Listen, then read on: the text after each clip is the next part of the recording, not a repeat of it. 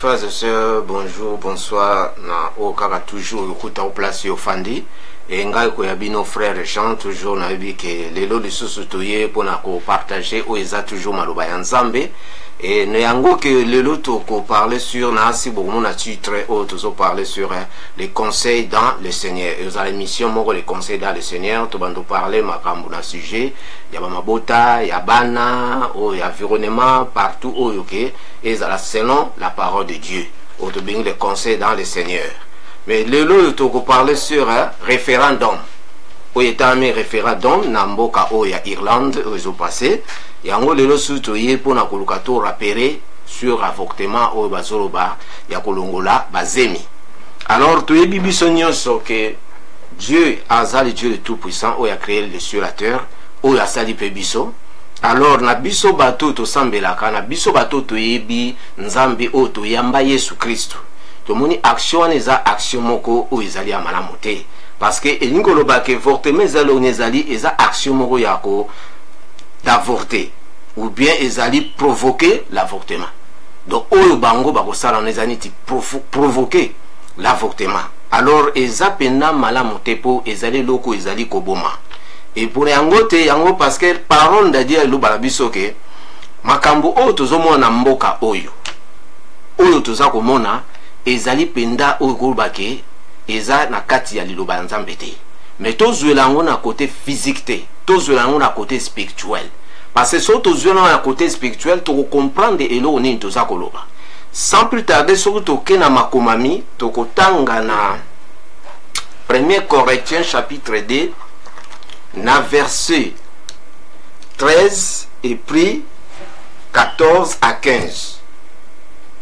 Tokomona kona makomami ndenge baza ko parler na biso na 1 Corinthiens chapitre 2 verset 13 14 et 15. Balobi na verset 13 balobi na biso ke et nous parlons non avec des discours qu'on enseigne la sagesse humaine, mais avec ce qu'on enseigne l'esprit, employer un langage spirituel pour les choses spirituelles. Babina biso bien que nous parlons pas avec discours, mais pour enseigner sagesse aux alliés humaines, avec enseigner l'esprit, employer un langage, toi employer un langage mogozali spirituel et les choses spirituelles. Dans verset 14 balobini, mais l'homme animal ne reçoit pas les choses de l'esprit de Dieu. Moto ba bengi l'homme animal jamais koki pour recevoir les choses où ils allaient spirituelles loko Nzambe parce que pour na yeza comme toro ba ke folie. Alors na bateau baza na lobate bazo comprendre mais na bateau baza na parole o baza en esprit bazo kokota profond ba yeba ke nini oyo eza ko ningala le karakati ya mboka oyo à propos ya avortement. Mais balobi ke car elles sont une folie pour lui et il ne peut les connaître. À connaître en côté parce que c'est spirituel qu'on a juge. Balobi zali spirituel qu'on a juge. Muto aza spirituel akoko juge bi ke non likambo ndezo kende eza malamote eza mabe. Na verset 15 wabi ke l'homme spirituel au contraire juge de tout et il n'est lui-même jugé par personne. O balobi ke homme spirituel muto aza spirituel akoki ko juger ko babi ne juger point mais akoki ko juger akoki ko condamner ko kisike likambo oyo ya moni exact na la parole de Dieu te o ezana liloba ya Nzambe te yango lelo ke biso to telemi na mboka oyo biso tozo sambela pe na basali ya Nzambe partout na l'église ndenge to moni ba telemi baza koteya baza kopesa conseil dans le Seigneur na bana na biso na ba jeune na biso oyo te ya lelo oyo to yebi ke bango ba kosimba mboka oyo lobi parce que pourquoi tozo ba na ba jeune parce que sauf to vulu na ba jeune to moni aujourd'hui autorité ba organiser bazali ko compter na ba jeune parce que mboka oyo premier référendum na ba deuxième référendum ezalaki pour na makambo totali ya bagay mais ba jeune doit penser ki ba voix parce que l'Irlande est le premier pays dans le monde na ba voix oyo ba jeune ba pesaki. Alors deuxième yango pe troisième bazo ko compter toujours pour na bino ba jeune. Oh pour na bino ba jeune boza ba jeune na lobby. Pourquoi ba ponango? Parce que soki totali mokili mboka oyo bato oyo basalaki ba loi batiaki ba loi na ba koko wana. Est-ce que bazaki mayele to baki mayele te? Pourquoi basalaki yango et pour na nini yaki loi wana? Et lelo ete biso to changer yango. Parce que parole le lobby que vous courez bien. Qui vous a empêché, qui vous a arrêté d'obéir dans la vérité? Et cette influence ne vient pas de Dieu, mais vient de l'autre. Tout le monde sait que ça influence moko oyo koti, autorisé que conseil moko ya méchant, oyo koko travailler pour na lelo que est détruit au Italie, loi oyo ezalaki yakala. Et yango que to lobi que conseil nini d'abord yo, tout le monde bana, les jeunes, boyo kaka et pas ya ba parents. Ou bien à l'autorité, ou bien à l'environnement. Conseil ni yo kaka. Parce que na yebi, au total, que parents nyonso, parents nyonso, a souhaité que moi nanaye, bana naye, bazana via bien. Batanga, bazala bien. Pour ayebi que, lelo ya kozalate, ou bien fils aîné, ou bien fille aînée, yé moutou a simba famille, yé moutou a kotambu sa famille. Alors ceux qui yo ozali fils aîné ou bien ozali mwana oyoke lelo vina yo au baby sango avant atteindre but yo. Alors famille ozala catastrophe. Alors yango eseni na biso ke ba parents nyonso balingaka bana na bango baza na vie ya malamu. Parents mon côté ou akoninga mwana azala na vie ya mabe. Soko moni parents zo mima mwana na vie ya mabe c'est kaza parents benate. Parents ya vrai amemaka mwana na ye na nzela ya Nzambe na conseil dans le Seigneur. Pour que aza na vie ya madame. Surtout tali na Ephésiens. Donc en Ephésiens chapitre 6. Ephésiens chapitre 6. Tokomona kuna ndenge baza koloba biso, ndenge bakomeli biso. Ephésiens chapitre 6 verset to banana 1, 2 et 3. Balobi ke non. Ephésiens, Ephésiens chapitre 6. Excusez-moi, Ephésiens chapitre 6, ouais. Balobina verset 1. Enfants, obéissez à vos parents, selon le Seigneur, car cela est juste. Honore ton père et ta mère. C'est le premier commandement avec une promesse. Verset 3, Balobi, afin que tu sois heureux et que tu vives longtemps sur la terre. Enfants, obéissez à vos parents. Il faut qu'obéir na parents na yo tango azopesa au conseil yokela ye. Parce que yango oyo tokopesa okopesa papa na yo mama na yo honneur. Oyo lobi tango yo kosala makamoko ya na malamu na miso ya bato. Et balobi pour nani ke afin que tu sois heureux et que tu vives longtemps sur la terre. Afin que tu sois heureux, ozala heureux, ozala malam, o vivre longtemps. Tala bana mingi oyo ba okila ba parenté. Tala sort na bango ndenge et comment. Tala ba vina bango na suka ndenge zali. Bien sûr, to yebi ete bana mingi pe lelo ba baby eza ba o ba parent mabe. Mais et quand on va te so parents noza mabe, ok nanzira mabe, to osa n'importe quoi. Oza la responsabilité na yo o yo poko corriger parents na yo wana.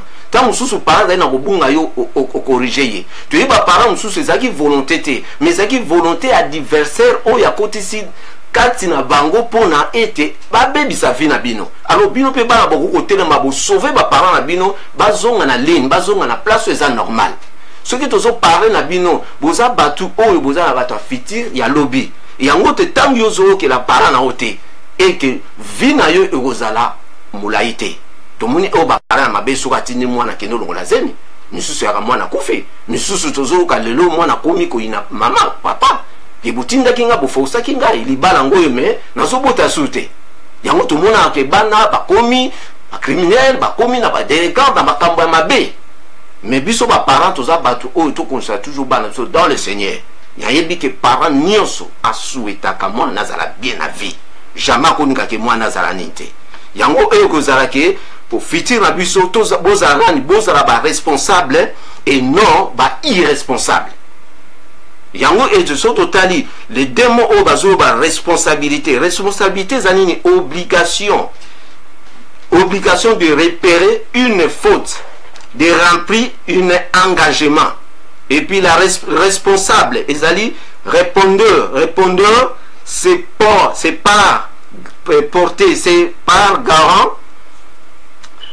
qui doit rendre compte des actes ou c'est d'autrui et accepter les conséquences. Tout le monde que tango para azo cadre yo moko faut la responsabilité na yo.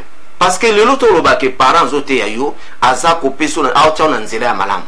Ok na vie ya bien, mais jamais parent akenda na classe na yo. Jamais parent akenda ka papa na auto maman na akenda na place yo ke na pasa ba camarade. Il faut y avoir la responsabilité dans aux sala. Jamais vous en église vous fanda ici comme ma communion sur ça ici comme moko. Parents ko cadeau tant moi na tant on pousse nous comme na âge adolescent ou comme des gens jeunes, au qu'on dépendre quand même na moi yo moko na no bimi na ndakote.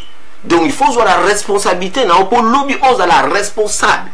Parce que ceux qui au même vie on a des ordres, au même vie on a brillant et que au la responsable et tout ça irresponsable. Yango tozomona lelo ba jeune lelo bali ozoko kosa eloko mokote parce que au résultat qui makamususu et puis ozwa ki pena makamne au engagement no pena sérieuxité. Alors yango ke tozala prudent na babloko nyonso oyo ezali au vivre surtout na environnement na biso. Yango tobi que parents ou autorité environnement ezali kopesa conseil ya nini parce que totali d'abord que esenge na yo ndeko obéir na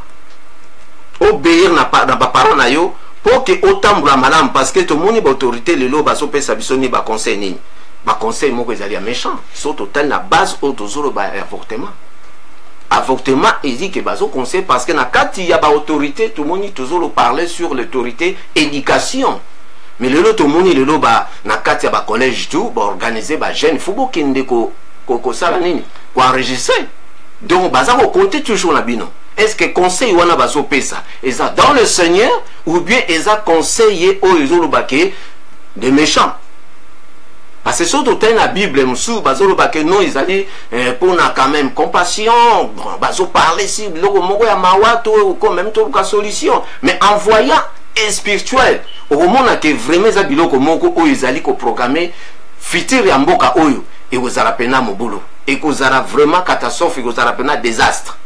Parce que oyo wana baza ko sala wana ezali ko boma. So total na makoma minzambe alobi ki a créé l'homme à son image. Na image na ye. Mais moi na soki sa sami na lubemo. Donc asa image atambe. Alors yo siko ko luba mtono bomai. Alors so toke na makoma mi, tozotanga toujours la Bible pour quand même to comprendre oyo ezali que la parole de Dieu tokotanga na Jean chapitre 8. Na Jean chapitre 8 place et ko lakisa biso oui, dans la Mickey, avortement Zamabe, Balobi, na Jean chapitre 8, na verset 43 et 44. Balobi, pourquoi ne comprenez-vous pas mon langage? Voilà Jésus a parlé. Parce que vous ne pouvez écouter ma parole. Parce que pour nani vous écouter, vous allez comprendre le langage nangate. Pour nani parce que vous avez yokali lo banangate. Dans verset 44, avec vous savez, pour père le diable, et vous voulez accomplir le désir de votre père. Parce que tout n'a pas accompli volonté.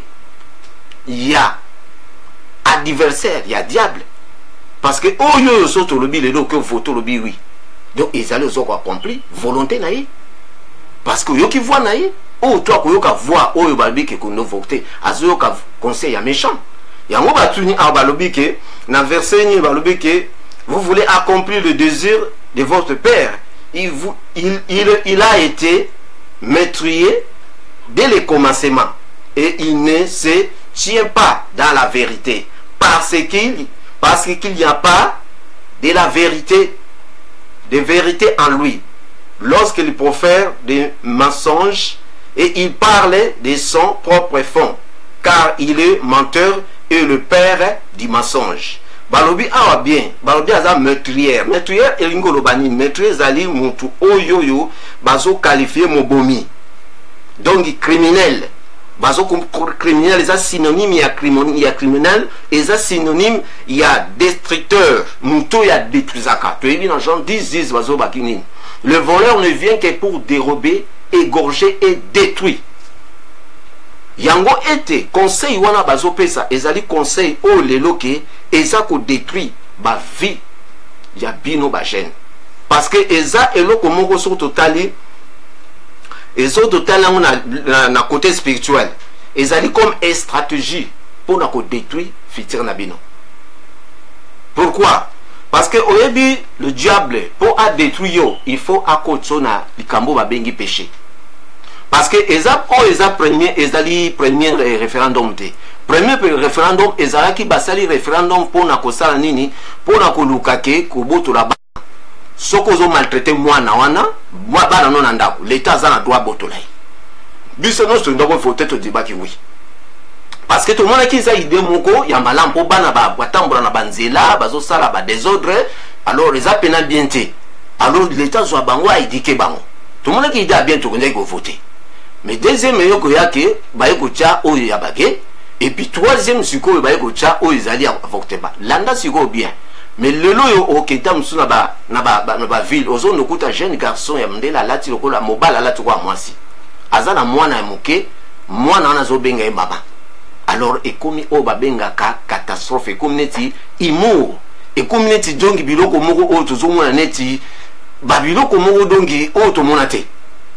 Ozomona pona nini donc bano bando botolana bando adopter baona ba famille o izali ya couple nzamba ebite ozomona ba profit déjà bando ça likambo selon une stratégie na bango ba ebaki loni ba osala yango modi tozaki kidiba mais siko to telemi ba yesiko na nini na avortement or mutu akoti na système wana mobali ako mobali abali mobali mwasi abali mwasi yeba ndenge za onzola na lisumu eza abomination devant Nzambe.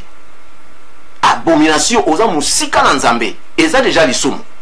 Et puis ndenge za na suki lelo kufi okenda fait okenda na lieu de trauma o ekozana ko manu lifelo. Oyo ko kapasi kuna ekozala vraiment mawa.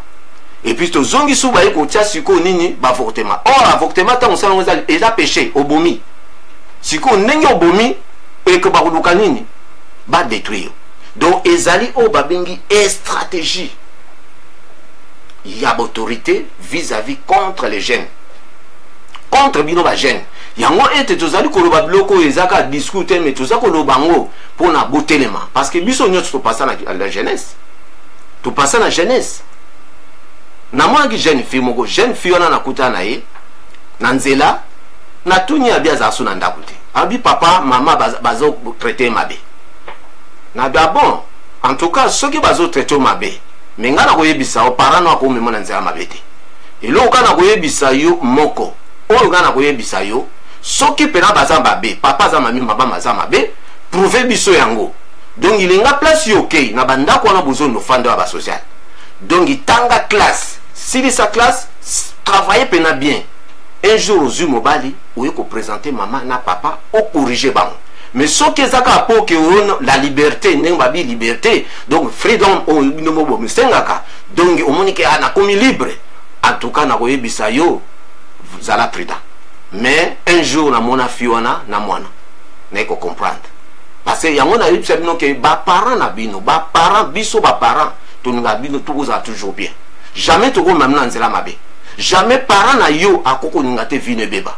Mais depuis oyo ledo bano nyonso bakimi bandako bakena bandako wana boye bisanga combien de pourcent bana babimi bien eza stratégie oyo baza ko détruire ba vie parce que ndenge bozawana boza nécessaire nzambe azana besoin na bino nzambe azana biloko azoninga sala kati na bino bozana ba étoile bozana ba talent bozana ba kambu oyo bokosala dans l'avenir biloko minene bazana besoin oyo tete baptisé bazana besoin de oyo eza kati na bino parce que il faut yeba mission ni noaki na kata mokili soki oyebi mission na hote biso tozo tenema toza na expérience to passer d'expérience ndenge tozo parler la Bible zoroba sur la Bible zoroba sur nani Jérémie nzamba bina yebaki yo avant que obotama avant que kota ni maman na yo pour na établir yo un grand prophète.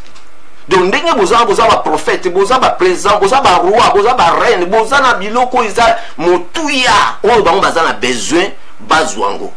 Après avoir tant beaucoup de sabino ba système on a système on komi mibali na mibali basi na basi kolongola zemi lisumo fai nango yango siko bango ba ko récupérer bétoile wana après ba rejeter bino ba ko utiliser bino ko ba bombo ko Jacques ba fibi ba zwinzete ba bwaki. Alors yango taza ko senga na bino ba jeune botelema bozana biloko eza na kati na mizam eza ya talo mabanga ya talo bétoile o eza ko nginga. Ce qui le lobo tiki yango, ce qui le lobo kekuna, beaucoup perdre yango. Parce que adversaire azandengona. Soka yebilo ko ezana kati na ko nga benda yo na lisumu. Yo mona te mutu akena nganga. Mutu yo soke na nganga. Basala ane. Il faut ba pesa ye condition moko. Condition on eza péché. Péché on est ko demeurer na vie na ye jusqu'à tel point ba ko détruire. Combien batu o lelo ba grand homme to monaki autre lo ba ke ba présent banal ba sali ba sacrifice.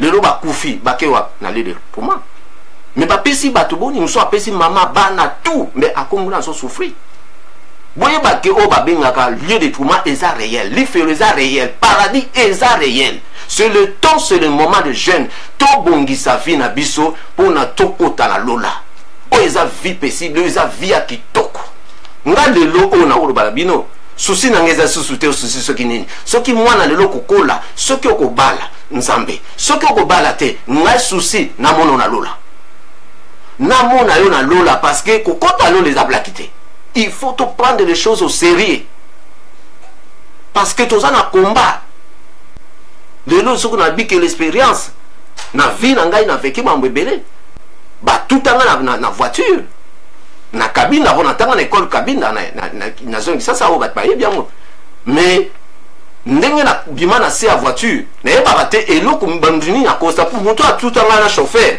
ayeba déjà boma moto na batono beta ba na landa ba na kata makadamu bo donc chauffeur a tout en na bima na sa voiture comme mécanicien so bon sa voiture na bima na bando ki ba mango chauffeur ebe pena na kufa eloko isanama na comprendre mais sur na bando tanga ba bien fait nzamba sali kati na ngai kati vi na ngai na ebiki naza baza combattre ngai depuis bo mwana depuis na mukongo ya papa oya kufaka 3 jours donc toza combati mais tango nini yo ke kota na biloko wana parce que naza ko s'en sortir naza ko bima plus que vainqueur depuis bo mwana ngai parce que nazo tambola na la parole de Dieu na conseil o ezali ya Seigneur mais non les conseils de méchants.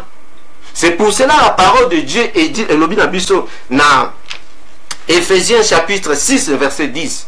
Surtout tanga wabi que reste fortifiez-vous dans le Seigneur par sa force et toutes les puissances, revêtez toutes les armes de Dieu afin que le pouvoir tenu ferme contre les ruses du diable. Car nous n'avons pas lutté contre la chair, contre les sangs, contre les dominations, contre les autorités, contre les princes de ce monde des ténèbres, contre les esprits méchants dans les lieux célestes. Balobi l'esprit méchant. Est-ce que Yosotam a conseillé un méchant? Et contre les autorités. Otomoni lelo. Bazo mabiso na nzelani. Otomoni lelo. Pourquoi bazo ke nabiso na bloka ni wana? Alors bungi ngana yo. Biso lelo ba parents tozo ko mona déjà lobby. Parce que bino ba jeune beaucoup soit la responsabilité. Beaucoup ma ba responsable. Mais ceux qui le beaucoup mon côté dans le domaine beaucoup vivre comment?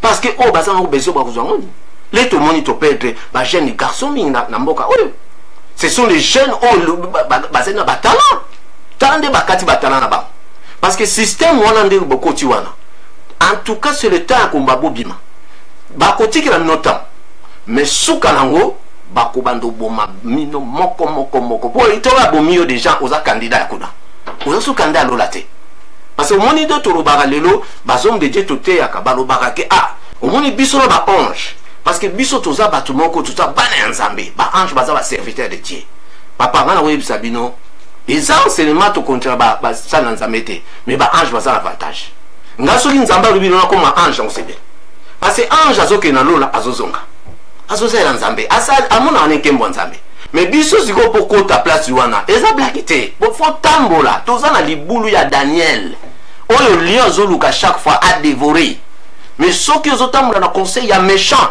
comment qu'on concevoir na la situation comment qu'on sortir presque vainqueur na situation où ils sont là il y a beaucoup de gens au bazokufa ba jeune garçon ba jeune fille mon soit que nous la zema kufi mon soit l'on la zemi balayer et ma beauté zoate akomoka mamandoki o quoi c'est mais il y a autre robi que vous la prudent il y a un seigneur no boke no voter boloba non parce que on a bazo salana eza volonté nzambete ezali conseil ya méchant o comme mabiso na destruction de yebi gens disent bazo bani le voleur ne vient que pour dérober égorger et détruire mais moi je suis venu afin que le bébé ait la vie et qu'il soit dans l'abondance nzambe azobenga biso Jésus alobi venez à moi vous tous qui êtes fatigués chargés je vous donnerai du repos.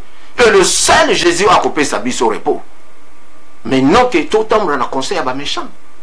Le lot au moni, oh que le lot, dirigeant biso bazako comme ma biso, bazako na vouloir, mais parfois ba pouvoir.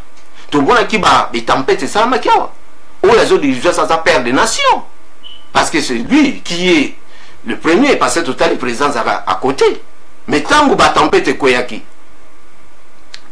Tant que tempête koyaki asakini directement à belelaki que tous en banda ko to bimate ils a conseil il y a bien mais il on y zanga qui est abima a tellement lo bana ba neige a lo bana mon pépé non bon arrêter pour nani ba ngate bo empêcher ba babima jamais ce que quoi que bela bonance alinga ki peng biso na yetu ngato bimamboko to kimi pona koloba ke nzambe basakana na été basakana kana nzambe te to sakana nzambe te parce que nzambe a le Dieu le tout puissant asa maître ya l'univers totali le loso totali na un grand pays ba pays où ils sont puissants comme les États-Unis en Amérique to poni ba tornade ni ne salami na kati États-Unis to moni ba désastre ni ne bemi na baita to moni o totali le lo ba fire o be nuke moto ezikisi beta boni to moni ba inondation ni ne sami na kati États-Unis mais aucun jour to mona lelo États-Unis ba sali o ba bengi anti-missile ya tornado anti-missile ya inondation anti-missile o etangani ke ya mopepe pona kolakisa makasa nzambe pona kolakisa nguya ya nzambe to sakana te akoki ko effacer mboka na seconde mais lelo to komo rejeter lelo to komo pesa nzambe mu Congo. Oh, pour la nini, tala ninga sali, oh nous ça sali pour la biso, mais le to comme rejeté, to comme que na biso na père oh ba bingi mensonge, oh yazo ko sa biso butu moi, oh yazo me biso na nzela mabe, oh yazo bebi sa ba via bato, yango isenge na biso ke, to zonga na sens na biso, total la place to wuti, oh ba bengaka zonga sima koma moto, pla la place au wuti, et à la place au kende. Étant pour naître, étant pour mourir, étant pour toujours. Abotamaka, mutakufaka, na mulimo, et puis nanzoto, ingolobake, turobake, nzela liwa, eza mutunyoso. Non. So Jésus yesiko, à côté de son vivant. Yamona lobi, liwa, o etangami, ya musuni, pe ya mulimo. Jour Jésus a quoi kokuta les vivants, ba vivant, ba remata ensemble, et les morts, ba ressusciter.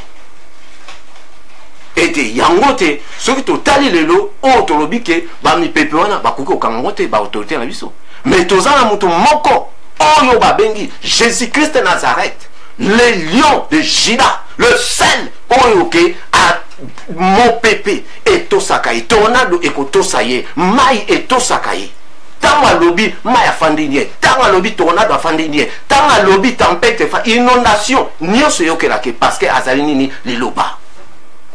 Parce que Babi dans Jean quoi, au commencement était la parole. Et la parole était avec Dieu. Et la parole était était Dieu. C'est une kolobake, Zamba avant ça la mokiri. Avant ça la alobaki. Créateur fille. Tant la bimisi, l'ilobane les arubimam, nous connaissons Jésus. Yama lobi nyon se sali et ça mi ponaï. Et ça ministère moko ça grand. Mais les loyo, tokomu ko zwanzambe, tokomu chaya pa. Tokomu ko yoka conseil à méchant. Tokomo tambola selon biso lelo tozotala mboka ndenge zokende mais selon ote ba révélation nzamba zolakisa En tout cas, bateau, tout va vous aller à bloc et vous avez catastrophe pour la banque. Mais bino bateau, vous avez engagement à kokende, que voter qu'on dit non. Nzambe a kotikala, a kotika binote, a kozana bino. Pe a ko bénir bino, a ko protéger bino. Mais bateau na nyeso ba continuer le système wana, baza la protection te. Parce que bazo vivre dans l'ombre et la ténèbre, na conseil ya méchant. Et que souka na bango ezala toujours quoi? Because à la destruction. Pour balobi les voleurs ne viennent que pour dérober, éroger et détruire. Jésus-Christ a été pour que na yo tous dans la vie éternelle. Parce que babi que nzambe personne ne peut délivrer de la main de Dieu. Mutumoko jamais ko délivrer na maboko nzambe. Parce que nzamba ça on a soki o kanda nzambe kweli corona yo ndeko muta okotola zate. Mais Satan a ko attaquer nzamba ko délivrer. Parce que yim dans la vie, il y a un nyonso. Et tu as un zo senga bino ba jeune, bon mitala. Bon mitala. Bon yo lelo ba kena banda ko wana ba social, ba vi na bango bébé. Lelo même ba police ba so pesa no mutu makasi benga habo et papa sali bo tout ça. Leri kamwingi ndaka kuna na kati police et indeli ba police. Ba yaka uluka papa, ba yaka uluka mama, des parents. Bona ko la sa power ya ba parents na yo. Lelo yo même na bino ba jeune garçon na kati ya bakisasa na ba partout en Afrique bokomi na respecter ya koloba na bakolo biso to kondengwana te biso to koli o ba bengi yaya mukolo même kutu asali erreur ozana droite o loba mabe mais lebo bokoma koloba likambo ko zo gazepe mukolo tata mobimba ou yaza mukolo na oza pe à l'aise ya momoni ba mama ba papa mingi bazotala déjà fitira bana eza mubulo. Mais tala bano baza respect. Okomona mamba baza différent. Okomona mamba baza progresser. Okomona pena vina bango ezo kende liboso. Et puis baza bien protégé. Alors eza mamingi bo luka bo changer. Parce que la parole la Bible dans Romains chapitre 12 verset 1 verset 2 où va dire que ne vous confondez pas au siècle présent. Mais soyez transformés par le renouvellement de l'intelligence afin que vous discerniez quelle est la volonté de Dieu. Mais les lois bokomi kokota na biloko mokili. Mais les lois que n'aimez pas le monde. Oyo nyonso eza passager. Ekoleka mais parole oyo ekotika koleka te. Ekotika koleka te. Même ba dirigeant na tout ozomona lelo bazo ça n'importe quoi. Mais soki lelo problème yepena grave bakoluka basala nzambe. Ba okende ko begi mango.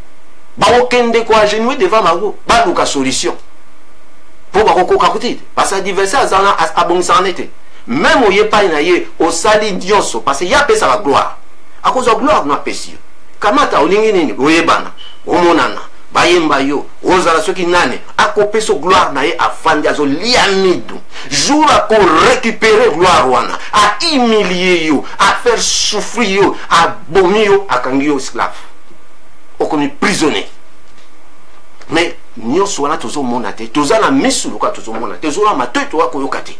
Tout ça qu'on kende kana bisika nyongana venez à moi. Sokoza fatigué yaka panzambe. Puis tout au passé dans bamboka ona, tout passé dans bafri, tout passé partout. Même à pays il y a des souffrances, il y a des attaques. Mais c'était pour ça n'importe quoi, beaucoup de n'importe quoi. Au comment monde, comment kaka mikolo moi, pantalon moi ko pasuka, yope ko pasuka. Yakidioka, yakidioka. Mais comment? Bilo comme ça mona babonda est ténèbre. Il faut quand même raisonner. Boza ko kota na ba monde makambu ya mabe biso lelo to leki na bisika mususu o mutu a proposé yo okoma millionnaire. Mais tant que cette espèce guide yo ozomona ke non nzelo ezanzela bente to tika ngo mais mutu mususu ta bazo biso mutu tete mutu anga kufa leki akomi so millionnaire ya zana sama bele alinga ka komi so mutu badbaganga azana sama bele mais ngana zamvi parce que nazotambra na conseiller dans le Seigneur conseil à méchanté. Depuis parce que na qui logique ba biloko mususu na échappé nzamba ko rappeler nga omoni pourquoi zaki boy yango bima ki a sorti na kansi soki penda tango to kokota profond na ba a émission to que le conseil dans le Seigneur to reparler na biloko belé o penda ke ko fungola pa na l'espérance to passer na vie ezani était to mo batu bazo souffrir le lot to mona le to biso to koli tout ça qui na ba boba millionnaire té toi qui ba réciter ozomona. Mais papa, maman, se sacrifier, non, au bazaki nango. mais biso to ça n'importe quoi mais le temps nzambe azo béni na mukozo zo ngo ça va oluko yeba no lukanini papa tokeba parce que ezali eloko mwa malamu te yango na kosenga te na batu oyo nyonso na bandeko na kosenga na bandeko oyo bandeko bazana ba problème ya mabota toyebi que peut-être ba mama ba jeune fille oza mabota te ozobota te na kosenga na bino journée oyo ezali ke ya vote boke no voter bo voter tant yo que voter kende pena kende ko voter lo banzambe ngai na koti makamu na yo pour na intérêt na yo pour que loi wana ko changer te parce que yo lingiango te pe yo ko lingango te mais ngana ke na voter nzambe ta ali kamu na ngai papa et maman papa eza opportunité même na yo mobali soko zali o babengi hystérique kende ko voter ngana yebisi yo même ma foi na yo et que fanda nzamba ko sala kati na yo parce que so totali na kopesa mna verset ya Psaume chapitre 37 total en Psaume chapitre 37 Psaume 37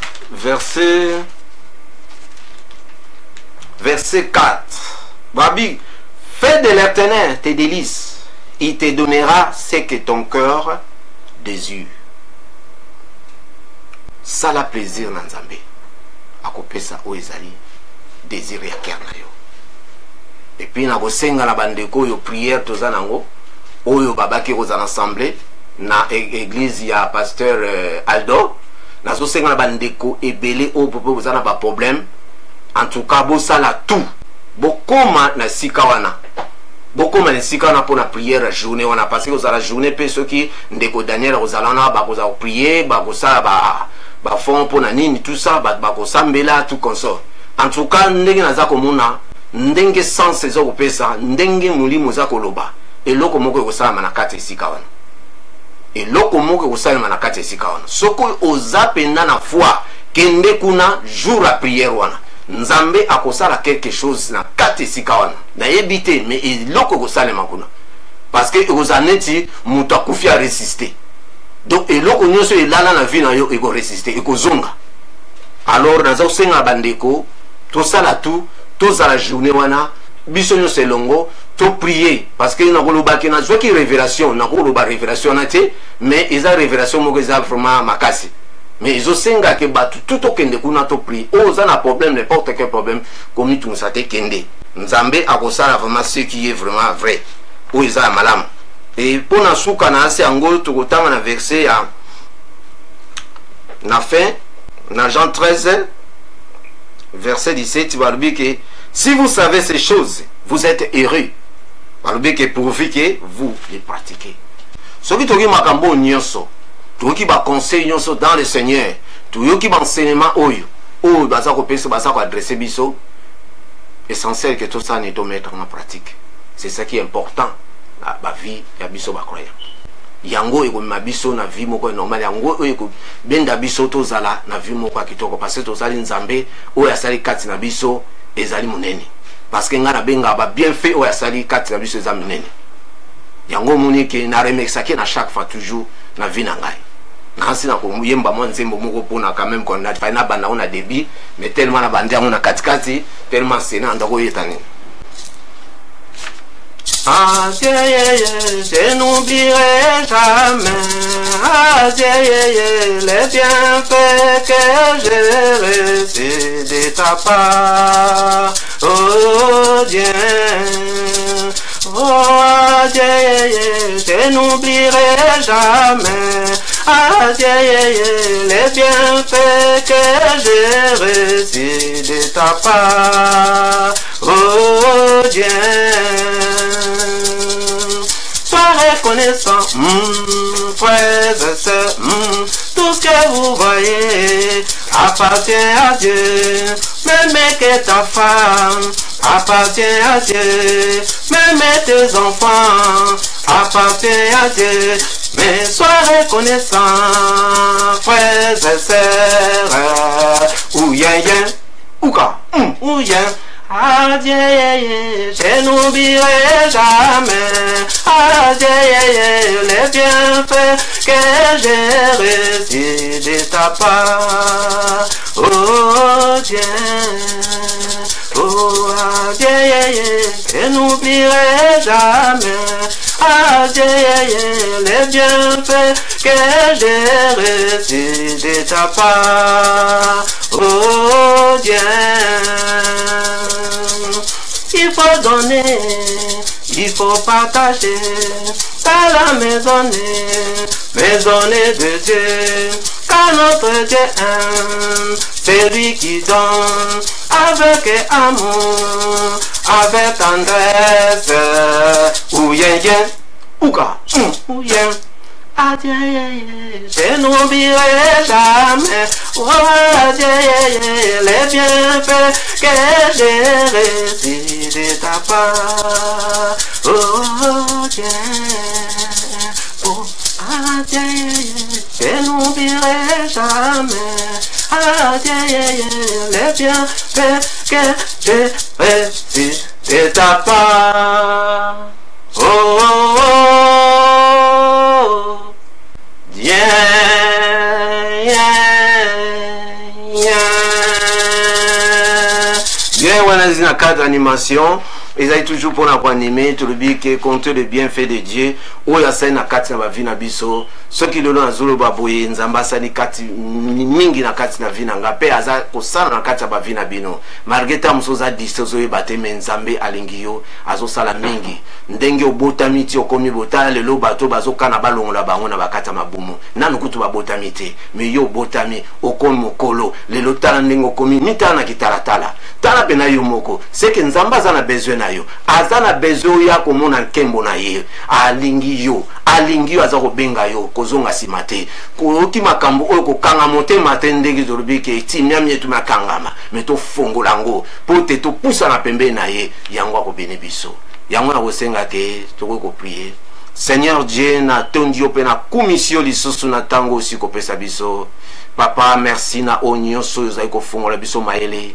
Pote maluba onyoso ikota na mitema ya bana na yo partout o bazolanda biso. Nzambe tika na ba oyo nyoso bano yo nyoso bazo respecter ba parents na bango te. Oyo bazo ka conseil ya méchant. Nzambe tika monimo mo santu esimba bango. Tika te ba changer, ba yoka oya ba parents na bango pe ba tambola ndenge sengeli po ke ba vivre longtemps na kata mokili oyo. Ba oyo nyoso ba koti na ba domaine na mabe. Monimo mo santu esimba bango ba bima bisika wana Nzambe. Souci na biso ezali na bango na biso to mona kembo na yo. Oh papa, to sengi nguya na yo. Tika molimo mo santu e Seigneur ezinga bango pe makila Yesu Kristo esopa na kina Golgotha. Pote bikisa biso Nzambe tika ekouvre bango. Partout bazali na pesi pe mabota nyoso oyo bakabwani, oyo bazali na séparation. Nzambe tutisa bon mitema. Ba yeba eloko ni babengi libala. Ba yeba oyo ezali séparation ezali mabe. Pote oyo kangisi moto akoko kabola te. Nzambe na sengi nguya na yo. Loboko na yo Seigneur ekita na mabota nyoso wana. Pe na bana biso Seigneur partout bazali. O nyoso babima bandaku. Tika pa bazali Nzambe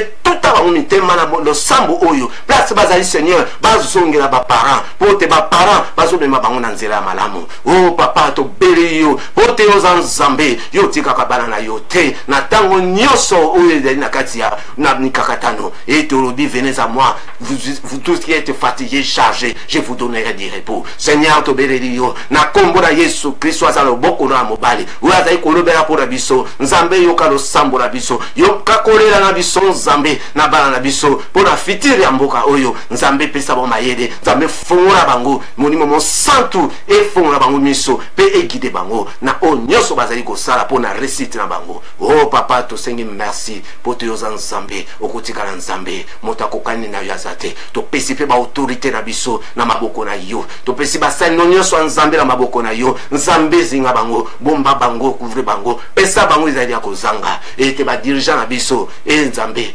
yokela bango mawa. O nyoso bazali ko sala papa ba miebite parce que ba bi par la manque de connaissance. Et tika ba fungwa mabayeba. Pe la ba mboka na biso nyoso ezali continent nyoso na ba Afrique na ba Asie na Amérique tout. O souffrance ezali papa. To moni mokiri ezali ko organiser nyoso mais ils ont kota kinyate. Et te eza ko pelisa sur moto. Bobe Jésus Christ à Nazareth. O ya pesa ka kimia yango to tondio. Pe to commission na nyoso pe to sikoloba. Amen. Nasi to komi mbalasima, to komi na fin, na pesi bino nyoso mbote. En tout cas, bon, lelo, quand même, temps, bon, on a changé. Mais ça, on a toujours frère Jean, parce que na Kati Souki, les la bimpe moi jeune, parce que mon a le ma jeune, il faut me zapper moi jeune. Ou moi, tata, mon oiseau, le bas, ma cambo. Ezali, parce que ma kila yesu eza na Kati, eza ko tia tout ko makaka jeunesse, mais tout ça qui tata. Yango été, en tout cas, merci. Nambala Sima, tout mon année. Que Dieu vous bénisse. Ciao.